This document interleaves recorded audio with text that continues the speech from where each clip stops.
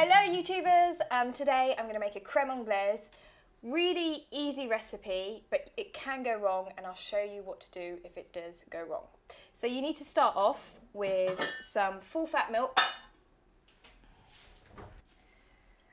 It's important that it's full fat because it'll make the crème anglaise taste nicer. And then to that I'm going to add a vanilla pod. Now, I usually buy my vanilla pods in a big bundle because it's cheaper if you buy it on bulk. You can buy it online. I keep mine in a little bit of rum so they don't dry out. Or you can wrap them up really well in some cling film and pop them in the freezer. The most important thing about vanilla pods is that they don't dry out, because if they dry out they become brittle and then you can't remove the vanilla grains. So all you need to do is actually, because this has been soaking in the rum, you can just, you should be able to squeeze some of the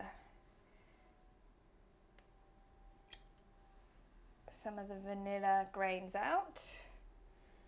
And then the traditional way would be to run your knife down the middle and split it in half, and then take the back of the knife, very important you take the back of the knife and run that down. See how you get the vanilla grains out.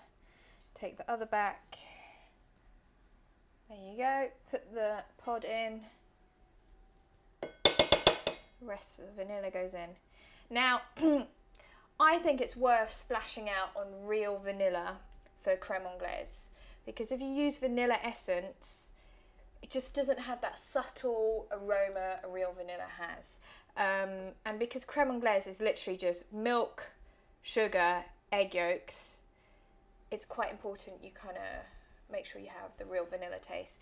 Otherwise, you could easily put some ground cinnamon, I've even made black pepper crème anglaise, orange zest, lemon zest. You can flavour it differently.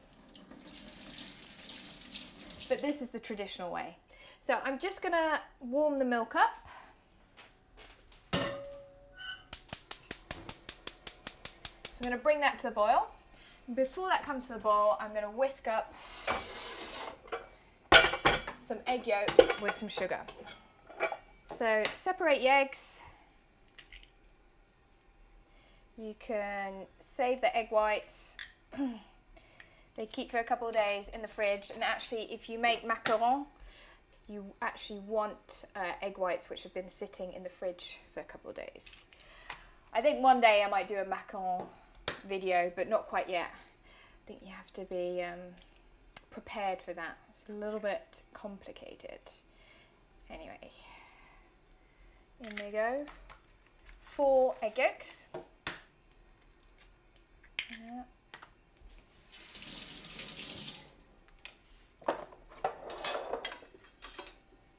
And I've just got some caster sugar, 80 grams of that.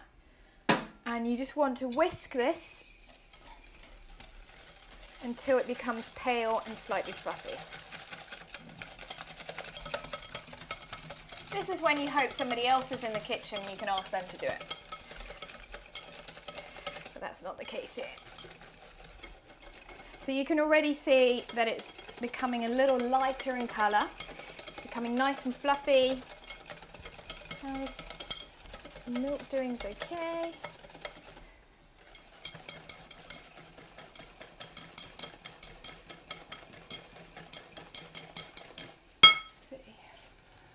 Almost.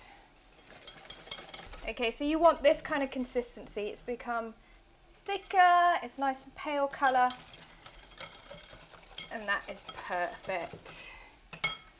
Okay, so this is starting to simmer. I can pop this in my crème anglaise, fish out the vanilla pod first, makes it easier to pour. Now this, don't throw it away. Way too expensive for that. What I do is I give it a little rinse in cold water, I dry it, and then when I've got enough of these empty vanilla pods, I blend it into fine powder and mix it up with some plain caster sugar, and then you have your own homemade vanilla sugar. Or you could put it in a bottle of vodka or rum and make your own like flavoured alcohol. works as well. There are a few things you have to be careful with the creme anglaise. Is obviously you've just got egg yolks in your bowl here, and if you pour the really hot milk straight on top of this and you don't stir, you'll end up with scrambled eggs. So it's quite important that you stir while you're pouring it in. Now if your bowl is slipping around, then what you can do is take a little bit of wet paper towel or a wet tea towel, and then just place it under your bowl, and then it won't slip as much. See, I can stir and it's not slipping. Okay, so very carefully, you can pour a little bit in, loosen up the mixture, continue, and just continue to whisk.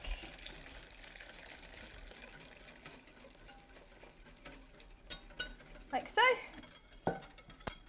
And as you can see right now, the creme anglaise is really, really runny. So we need to cook it a little bit longer. And what will happen is the egg yolks will thicken up the mixture, and then you'll end up with a really kind of rich and creamy creme anglaise. Just make sure you scrape out all those little black dots. They're the expensive part. That's how you tell that the vanilla is real. Okay, so this goes back on the hob.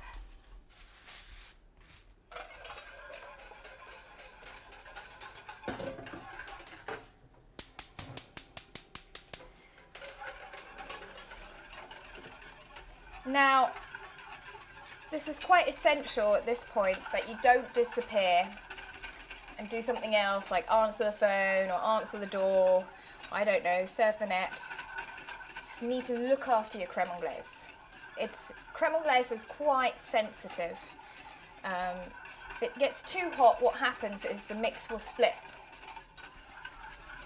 So if you continue to whisk and you just keep your eye on it, and you should be all right. So I'll tell you when you can take it off the heat. So you're looking for the creme anglaise to have a consistency of like double cream. It will thicken up a bit more when you let it chill in the fridge. If you wanted to make a chocolate creme anglaise, you could easily just pop in a tablespoon or 2 of unsweetened cocoa powder. Okay, I think, let's see. You just grab a spoon.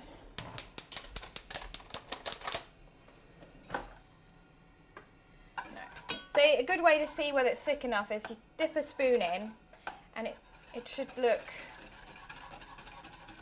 thick on the spoon, but it's still a bit too runny for my liking.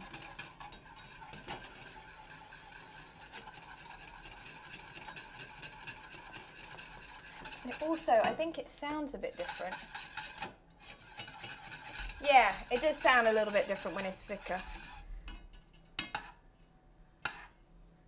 Let's see. Yeah, here. Okay, so when you pour it, it's definitely thickened up. So that would be the consistency you want. That's how far I would take it. You cook it any longer, what will happen is it'll split. So okay, let's split our custard. Let's do what you shouldn't do. Let's cook it a bit further and see what happens. Okay, I'm going to stop whisking and see what happens if I cook it too much. How far can I take it? I actually can't stop whisking. Okay. Yeah, so now it's split. You can see it's split because, can you see all the bits? So that's what happens if you cook it for too long. That basically you're creating scrambled eggs. Now, let's see if we can fix it.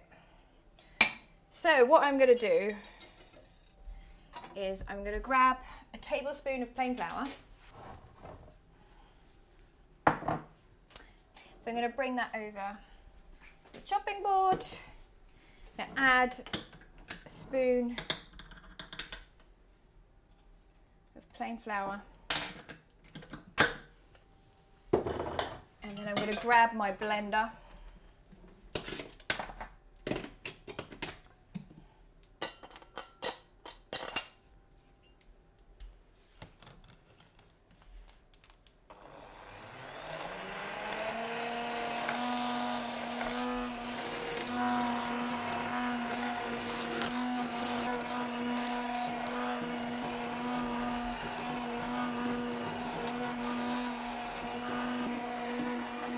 Let's have a look if that's worked. It's definitely looking better.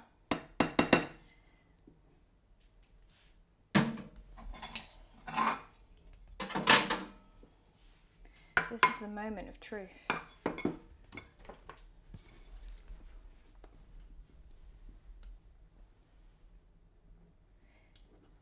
Okay, ladle. So you end up with a very frothy crème anglaise, but as you can see, there are no more lumps in it.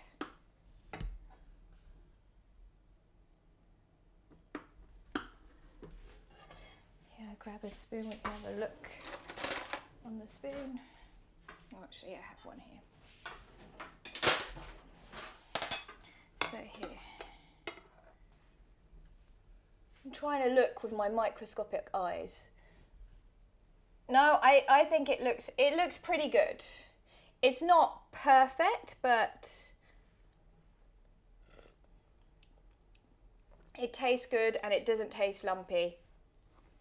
So that's how you can fix a lumpy crème anglaise. And if you wanted to make it into a very simple dessert, what I do is I grab some frozen berries.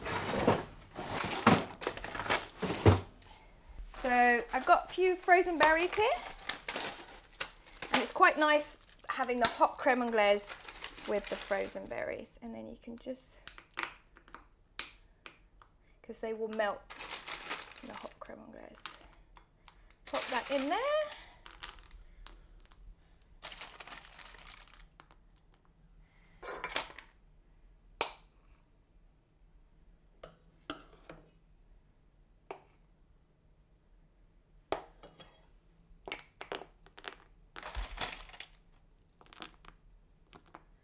And there you have it. Simple crème anglaise and how to fix it if it goes lumpy.